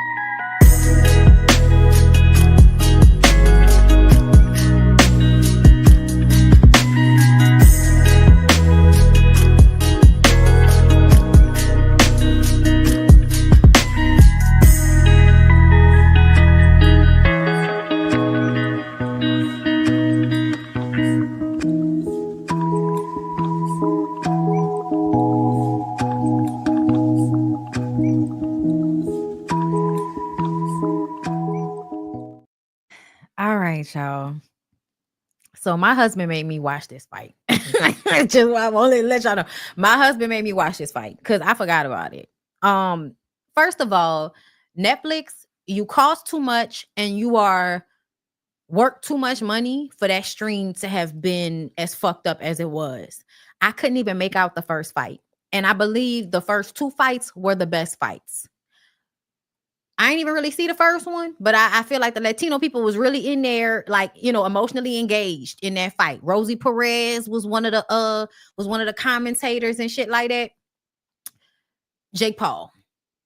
I have a love-hate relationship with Rosie Perez because, like, I love her, but I also feel like she is a problematic Latina. Just my opinion. I feel like there are a lot of problematic Latinas.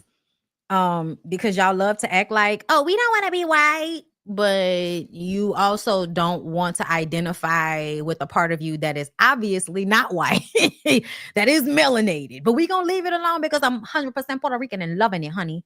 Okay, listen, Boricua. Serrano should have won. I feel like this whole fight was a MAGA fight. This whole fight was defeat the black people's spirit. If them niggas out there got a spirit, Jake Paul's job was to squash that spirit, but do it with money. I feel like I felt something weird the entire time when I was seeing Tyson. First of all, they had him looking like a feeble old man, interviewing him by his own fucking son.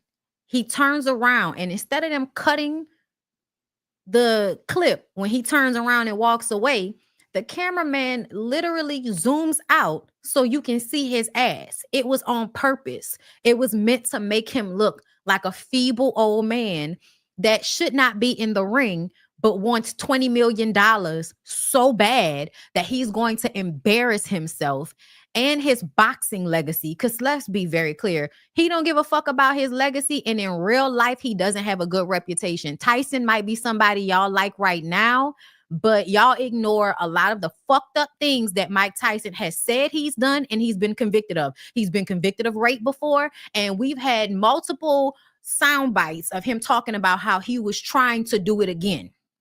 He just was talking about him and his homeboy had sex with a lady with AIDS, and both of them had AIDS. He didn't get it. And I wonder, was the sex consensual?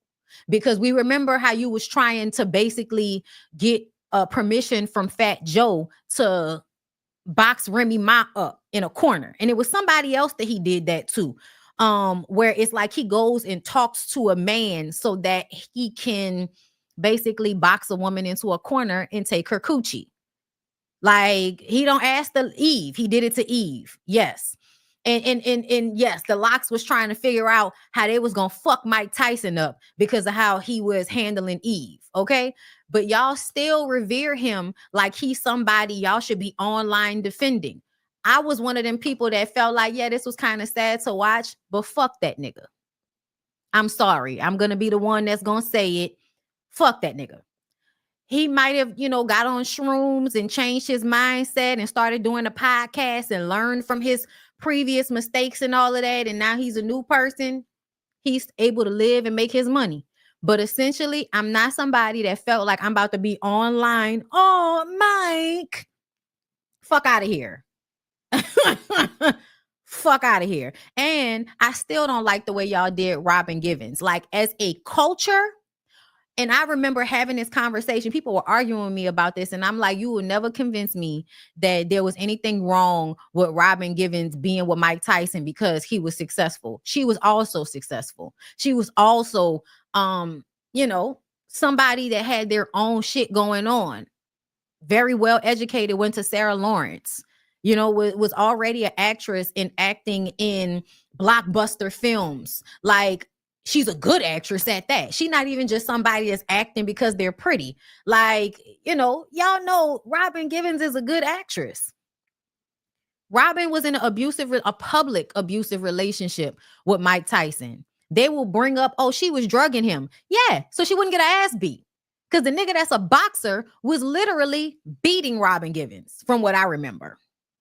Either way, The whole of the Black community decided to make Robin Givens out to be the epitome of a woman that gets with a man for his money and then dogs him out. You got with that slow ass nigga and then you dogged him out and embarrassed him in public. That's that in Living Color. All kind of different shows created this narrative about Robin Givens that really destroyed her career for a little while. I'm just being real. Y'all literally destroyed Robin Givens' career for a little while simply because her and Mike Tyson were in a tumultuous relationship and y'all wanted to see Iron Mike Tyson as a fucking victim in an abusive relationship with Robin Givens. It was crazy to me. Okay. But outside of that, that's the past, right? He got accused of something. He was charged. He went to jail. He got out and said, I still don't give a fuck. He has since then done shrooms. Yeah. If there are so many skits on In Living Color that were like making fun of Robin Givens and making her like, remember it was like one of the dating ones and Kim Coles was playing I make say fine and I make sure like I drag him like they really made him a victim in the abusive situation between the two of them. And anytime he did anything, it was like there's always somebody willing to defend him. Even when he gets on podcasts in the 2020s and tells y'all that he was talking to Fat Joe like, man, let me get Remy. And Fat Joe had to be like, no, I'm not leaving her here with you. Women, actual famous women telling y'all how often Mike Tyson has attempted to R somebody by asking some nigga for permission to do it to the woman. And if the woman didn't have men around her that were willing to protect her, she would have just been fucked. So I'm not the one that's really going to feel bad for Mike Tyson because he decided to sell out his own boxing legacy to get in the ring and pretend to not be able to beat this white boy's ass. Because I'm telling y'all right now, Jake Paul is not a real fighter. I don't give a fuck about how much he's done for boxing. At the end of the day, I appreciate the fact that the women, Serrano and a white girl, were able to make a lot of money. But at the end of the day, Serrano beat the white girl in every single category, and she still lost the fight with the skin falling off her fucking eye. If that was not an example of how that fight was a mental thing, like, I don't know about y'all, but after the fight was over, I felt terrible. I felt terrible after that fight. Y'all, it wasn't even about Mike Tyson and Jake Paul, but the Serrano fight really kind of like made me see what the whole point of that fight was. It was a MAGA fight. It was for the MAGA people. That's why after it was over, Jake Paul was like, the truth is finally coming back. And that little speech he gave, I don't know if y'all missed it, but he gave a little speech that absolutely was giving MAGA. And then you see Mike Tyson. Mike Tyson was in practice, fighting like an old man that could beat anybody Jake Paul's age ass. But for some reason, he's in the ring, stumbling and falling like he can't catch his footing. Jake Paul is not even a real fighter. He's not even a real fighter. Mike Tyson was supposed to be able to go in there and beat that nigga on the side, open him up, and uppercut the fuck out of him. But then we find out that it was a part of both of their contracts that they couldn't really fight each other. So this is another reason why I feel like child boxing is never going to be what it used to be when Mike was in his prime, because now y'all don't fight for real. Back then, even though people were, you had your Don King and them that were exploiting the fighters and exploiting drama in order to get everybody to come and watch, it was still a real fight based off of the fighters' actual, prowess. Nowadays, it's not about that. When I tell y'all, I don't get excited about boxing at all anymore. And my dad was a huge boxing fan. We had a goddamn Sphinx poster on the wall in his studio because of how much my dad was into boxing. Any big fight, we were watching. We had pay-per-view, bitch. Okay? Shout out to pay-per-view because they would have never Netflix. But to me, it was a setup from the very beginning for Jake Paul to win. But it's not a real win. You are 3 times younger than Mike Tyson. He still should have been able to beat your ass, but he pretended that he was old and feeble so he could lose that fight and only get the 20 million. Jake Paul made 40 million, if I'm correct. Okay. But either way, and then I noticed that there was a black girl and a white girl, but then right before Jake Paul and Tyson came up there, the black girl disappeared. I don't know if I was the only one that noticed that. It was a black girl and a white girl that was the pretty models, the card holders. And then right before they came up, the black girl disappeared. I don't know if it was just me, but either way, boxing is fake. Boxing has been fake for a minute now. That's why people aren't as invested as they used to be. And you got to have Zeus Network and all of that shit promoting fights now in order for anybody to think it's going to be real, because fights have not been real for a long time. I don't know how many times I done watched niggas get on, into the boxing ring and fake out and run around the goddamn ring for the time until somebody gets called the winner just because of who threw and connected the most punches. You know what I'm saying? But to see Serrano have the skin peeling off her fucking eye, and she still beat that white girl when it came to how many punches she landed. Like when it came, there's 3 different categories, y'all. I forgot, but in those 3 different categories, Serrano won in each category. She had more points than the white girl, and because that white girl kept headbutting her, it made it look like she was getting more fucked up in a fight than she actually was. She headbutted her in the same spot 3 times that I counted. It probably was more than that. But girl, it's time for me to get my lashes done, girl. But watching Serrano's eye peeling off in HD, girl, I was so mad. The only time that the stream wasn't buffering is when the camera wanted to zoom in on the hole above that lady's eye. I was so disgusted. Me and Lyric was trying to eat, and every time they would zoom in on her eye and they asked her, do you want to stop the fight? She said no. Serrano should have won that fucking fight. So to me, that let me know the whole thing was rigged. When Mike Tyson was walking out, he just didn't seem like himself at all. Almost like, I'm ashamed that I'm about to do this, but I need the money, so I'm going to do it. I need the money, so I'm going to do it, but I'm ashamed that I'm about to do this. I don't know why the fuck him and Jake Paul are friends, but hey, I mean, y'all know how it is. Predators protect predators. Okay, that's usually how it is. Okay, child, it was embarrassing. And I feel like, I don't know why Jake Paul feels like he actually did something. You didn't do anything. You didn't do anything. Then we talked about it, but DDG, and I said it when I was watching the fight, I'm like, not him trying to do Muhammad Ali's route. Everybody knows that Muhammad Ali, if you know anything about boxing, and this is because I'm slightly old and my dad was really into boxing, so I remember whatever my dad was really into, I was forced to watch. Okay, that's how it went. Yes, no, the glove biting was disturbing. No, it was out of frustration. Anytime, I feel like it's something he naturally does, but because he likes to bite shit, but I feel like it was because he was frustrated. Because it happened every time he could have done something and he did something different, he bit that glove. But DDG came out and was like, basically saying Jake Paul was better than Muhammad Ali. And I'm like, for you to, because of course he's probably trolling. You don't even have context. You're too fucking young to remember actually seeing Muhammad Ali fight anybody, first of all. And you probably haven't seen enough clips of him fighting in order to know what type of fighter he really was. But Muhammad Ali was the person that was well known for quick feet and tiring people out. If you were bigger than him, he would tire your ass out in the ring, running around the ring until your big ass got tired. I think he did that with Holyfield. And then he would you know what I'm saying? And two-piece your ass. That was the same thing they thought Jake Paul was going to be able to do. But it was obvious that, Tyson was like, if I can't hit you, nigga, you can't hit me.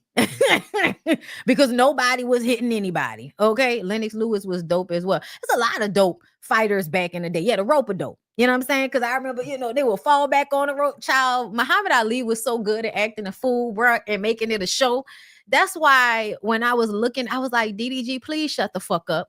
And I literally commented, and they say that Haley is the reason why we don't like this nigga. And then, you know, they got to have all the trolls that defend him. But to me, anybody that thinks we don't like DDG specifically because we put Hailey on a pedestal, please understand that's not true. He's a troll, she's a troll, but he's really a fucking troll. And in that moment, nobody needed to see that from you, sir. Nobody needed to see that false equivalency that you posted on the internet.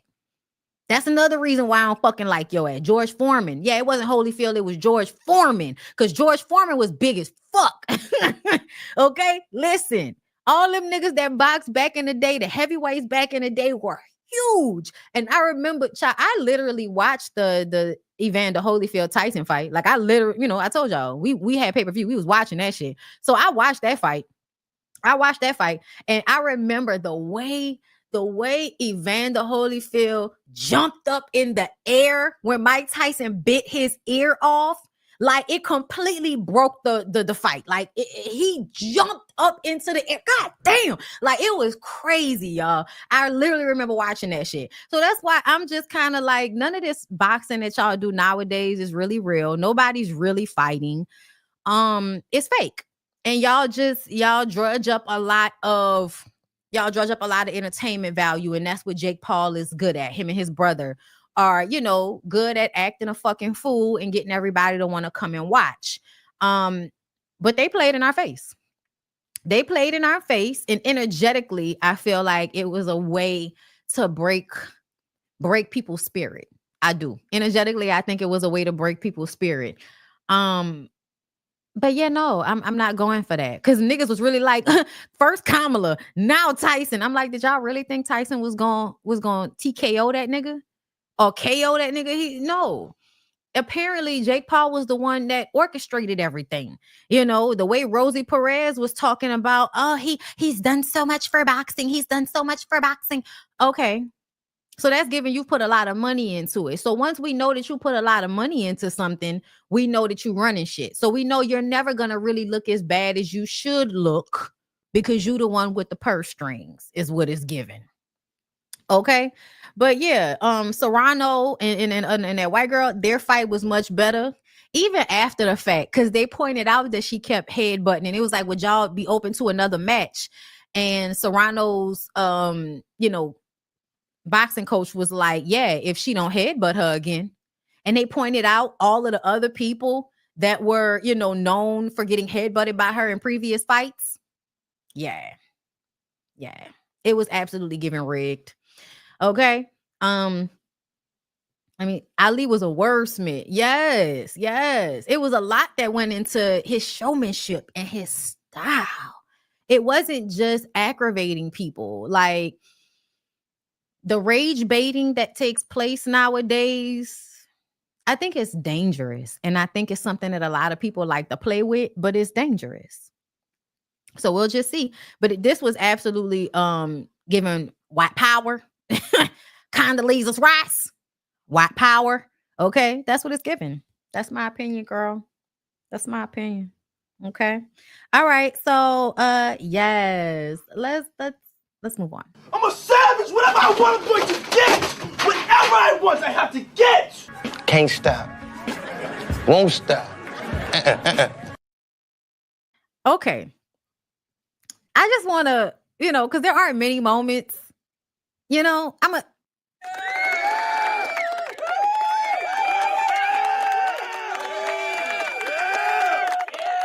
patting myself on the back, bitch. Because when I tell y'all, I'm so good at seeing when people are trying to manipulate me. I said that shit. This video right here of the little baby love saying happy birthday and them on the phone call with Diddy. I said this is manipulative. He's probably making them put this shit on social media because it softens him to the public. If there is nothing that softens Diddy to the public, it's everybody thinking he's a good dad. And I would really love for y'all to break that perception. And it's so many of y'all that are like, I don't get, he's a good dad. He's not a good dad, bitch. He's not a good dad. There's no way he was beating the shit out their mama and he's a good dad, girl. That's not how any of this works. They are brainwashed. They are mentally controlled. And that's easy for you to do to your children. That's easy, especially if you still financially controlling your children. Financially controlling your children and also being the figure that he is. Like I told y'all, he was doing this shit to sway the public. Okay. So much has come out. Okay. Prosecutors have accused Diddy of attempting to obstruct justice while in jail awaiting trial for sex trafficking charges. The government accusations were made in a Manhattan federal court filing late Friday that opposes the music mogul's latest $50 million bail proposal. I keep telling y'all he doesn't need to get out because he threatens witnesses. And he's been doing that in jail. It was very clear that that's what happened with Kalina. And Dawn said he tried to do the same thing to her. You shouldn't get out of jail if social media knows that you are trying to get in contact with the people that are suing you so that you can scare them and call them 50 fucking times in one day. According to court filings, Combs has been making phone calls from jail, asking family members to contact potential victims and witnesses and urging them to create narratives to influence the jury pool. On top of that, his son is now running his Instagram and is posting old videos of Diddy to get y'all all, you know, in the nostalgia of the music that he created. The first video that I think Christian posted when he took over Diddy's Instagram was that video of him and Biggie in the studio. And y'all know how much we love Biggie. So putting them together again in that format on Instagram is very much giving you or trying to remind the public about who your father is supposed to be so that once they create that jury pool, all of this has already been put out there. They probably still trying to decide that, but there is no way that the people that are going to be, you know, asked to be on this jury, you know, aren't going to have access to any of this. I also feel like he had this youngest baby because he knew he was going to need another buffer. I think Sean's children are buffers for him. They're being used to make him look like he's a good guy. That's what it feels like to me. Anyway, according to court filings, additionally, Combs is alleged to have directed others to pay inmates to use their personal access codes for jail phone calls using payment processing apps and BOP commissary account deposits. The defendant has shown, so basically you've been paying other prisoners so that you can use their phone time. The defendant has shown repeatedly, even while in custody, that he will flagrantly and repeatedly disregard the rules in order to improperly impact the outcome of his case. The defendant has shown, in other words, that he cannot be trusted to abide by rules or conditions. Prosecutors wrote in a submission that contained redactions. These accusations have led prosecutors to oppose his latest bail request, emphasizing that Combs poses a risk to the integrity of the legal process. All jail calls alert you from the beginning of the phone call that all calls are recorded, meaning that they doing this shit and there's evidence of it. So whatever. Some of y'all aren't reading. Yes, his children can love him and they do. That's evident. However, he can't coerce them or use other inmates' accounts to influence the public. If it was his children's idea to post him, then yes. But the recording suggests he told them to do it. And I told y'all, he probably told them to do it. Because why the fuck are all of them like sitting at this table around each other to sing happy birthday and eat a cake and this nigga ain't even there? And even if that's what they were going to do because they love him, why put it on social media? Because you're trying to promote a certain image of him. And then, you know, here y'all go, I don't want to hear nothing else about Diddy when y'all voted for Trump. Girl, who is y'all? White people voted for Trump. White people decided that they cared more about white supremacy than anything else this election. Okay. All right. But yeah, there were a lot of people that, you know, was like, I don't know how y'all can say, yeah, he's absolutely controlling everything from jail. It's absolutely giving that. Okay. There were even notes apparently in his jail cell. And then they had stupid mother, here you go. A federal prosecutor dropped a bombshell late Friday accusing Sean Diddy Combs of pulling jailhouse moves to sway witness testimony in his ongoing legal drama. Let's see. Investigators found a note in his cell during a sweep that hints Diddy might have paid off a key witness known as witness number 2 for her Instagram statement defending him. We all knew that Kalina had been coerced. It was obvious. According to court docs, the note strongly suggests he's been making moves from behind bars to orchestrate a PR spin. prosecutors claim Diddy's reconnected with Whitney's too, who was once part of his inner circle, only after her name popped up in a lawsuit against him earlier this year. Her sudden Instagram post shared September 13th came suspiciously after their renewed contact. The investigators aren't buying the coincidence. Why would they? That's stupid.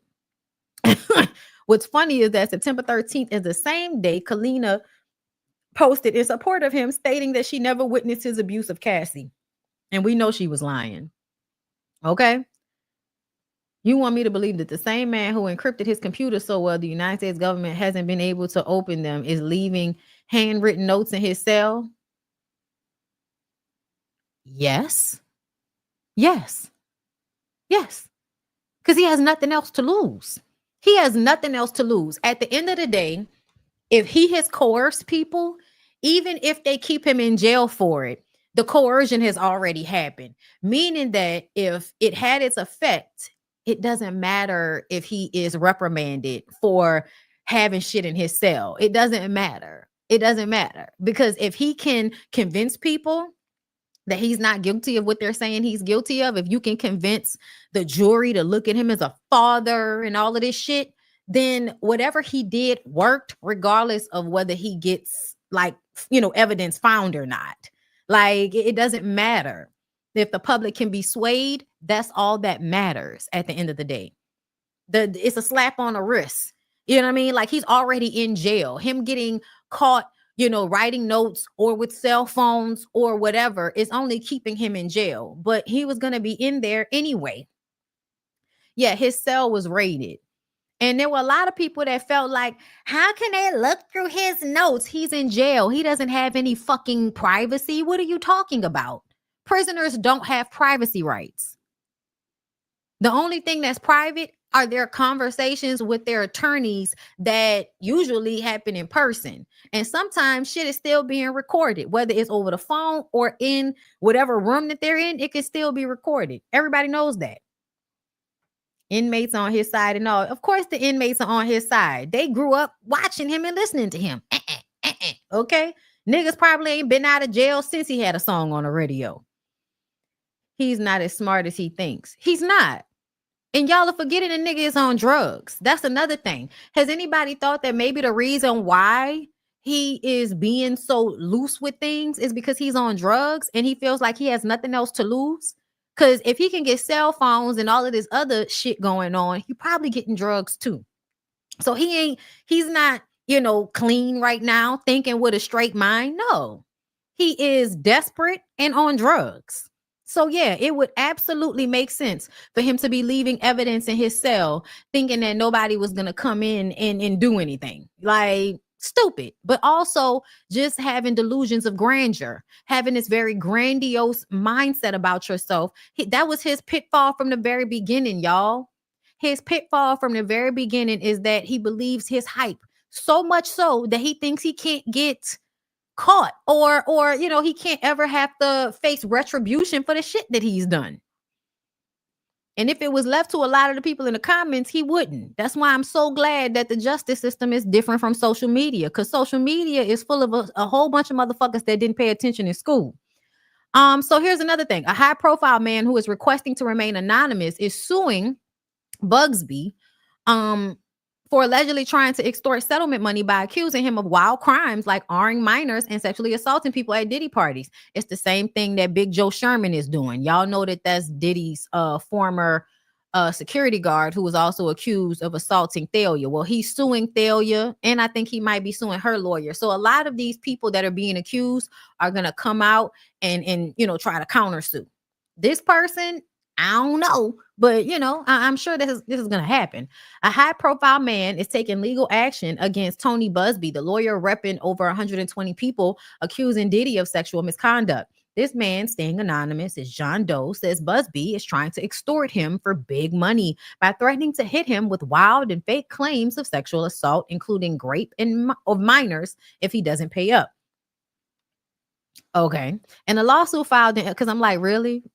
No evidence? Okay. In a lawsuit filed in LA, Doe says Busby sent letters accusing him of assaulting people at parties hosted by Diddy, even claiming drugs were involved. Doe says these accusations are completely made up and Busby is running a scheme just like he allegedly did with NFL star Deshaun Watson and others.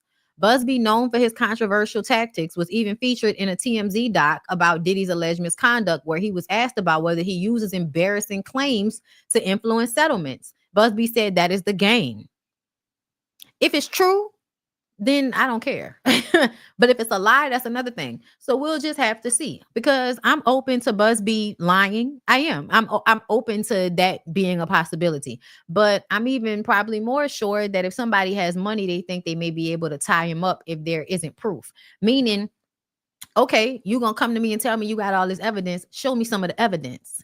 You don't show me enough evidence. I have enough money to fight you. So now I'm going to countersue because you haven't shown me enough evidence that would actually make it seem as if I'm guilty. So we'll see how it all plays out, because they could be holding shit close to the chest.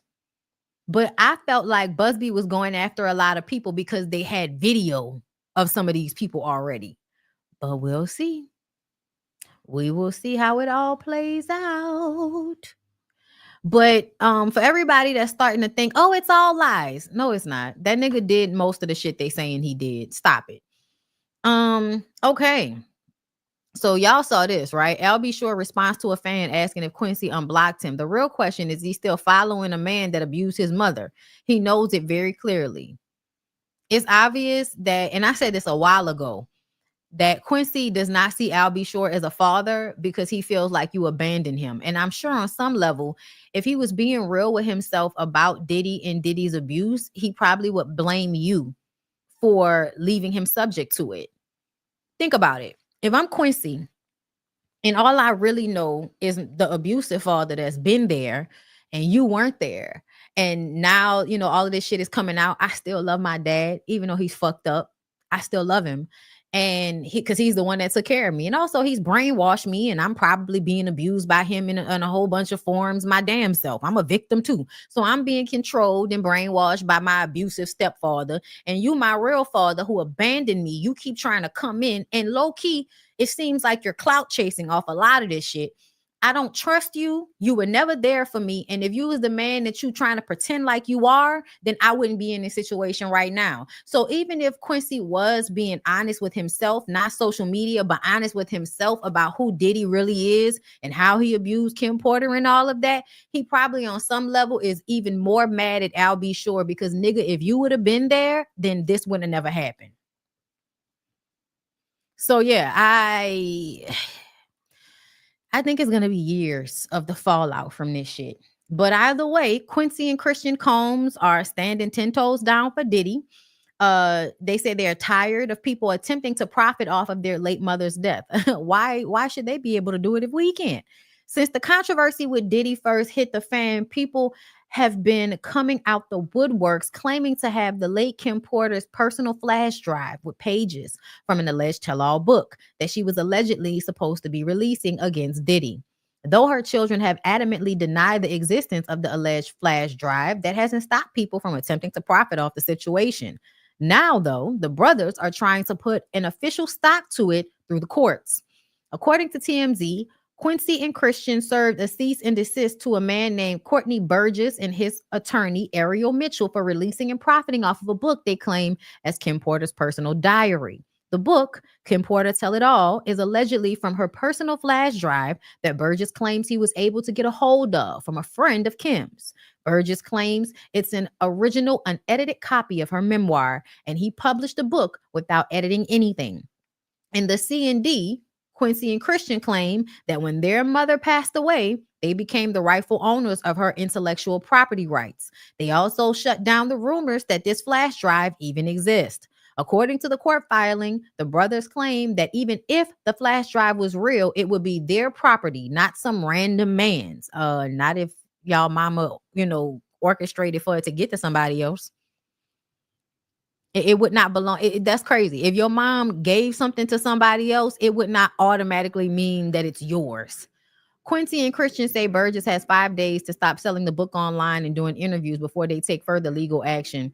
If y'all got the money to, They also want him to turn over any of Kim's alleged belongings he claims to have, as well as any accounting of how much money he made from the book. So it sounds like y'all need money and y'all are trying to use this book to get some money. But in actuality, do y'all have the money to sue him? Either way, the way y'all just ran up on Ray J, I'm looking at y'all like y'all crashing out. Y'all are probably crashing out because y'all dad is crashing out. I imagine that Diddy is behind bars orchestrating things through his children and is stressing the children out. So the children are on here looking crazy. It's what it's given to me. That's just how I feel about it, girl. Let me see what y'all saying. Brittany Janae, thank you for becoming a member, my love. I appreciate you. Kimi Kim, thank you for the super chat. I just watched her episode of SVU. She was a battered woman then. She's still playing a role, I see. Yeah, I know. I seen that episode too. Tiffany Jackson, thank you for becoming a member. Talia, hey, my love. Hi, Bondi. Now all we have are boxing movies and old clips and Michael B. Jordan. Sorry. Right. No real boxing left, child. Cameron, thank you for becoming a member. Steve's Incense 85, thank you for becoming a member. I appreciate y'all for supporting my channel. I really do. But that's all I got for y'all today. I hope that you guys continue to have a blessed day. And I hope that you guys enjoyed the show. I'll probably be back tomorrow. Hopefully, if there's, more gossip to discuss. But for my members, I'm definitely going to be doing Love and Hip Hop Miami. Love and Hip Hop Miami came back. It was actually a really good episode, girl. There's a lot to talk about there. So if you are a member of my channel, I will be talking about Love and Hip Hop Miami. I'm gonna try to do that tomorrow for y'all, but it'll definitely be getting done before or by Friday. All right. But I love you guys. I appreciate y'all so much. Somebody said, can you talk about the aliens in the ocean? I don't know what to say. Like, I'm not egotistical enough to think that there are no other, beings on Earth or in the world. And also, I just kind of feel like, child, and I'm still more worried about humans than I am about aliens. Okay, so at the end of the day, child, what y'all want me to say? The aliens ain't did nothing to nobody yet, have they? Okay, then I don't have nothing to say about it. Okay, but either way, I love y'all. I hope y'all have a good rest of y'all day, and I will see y'all in the next one. All right, peace out.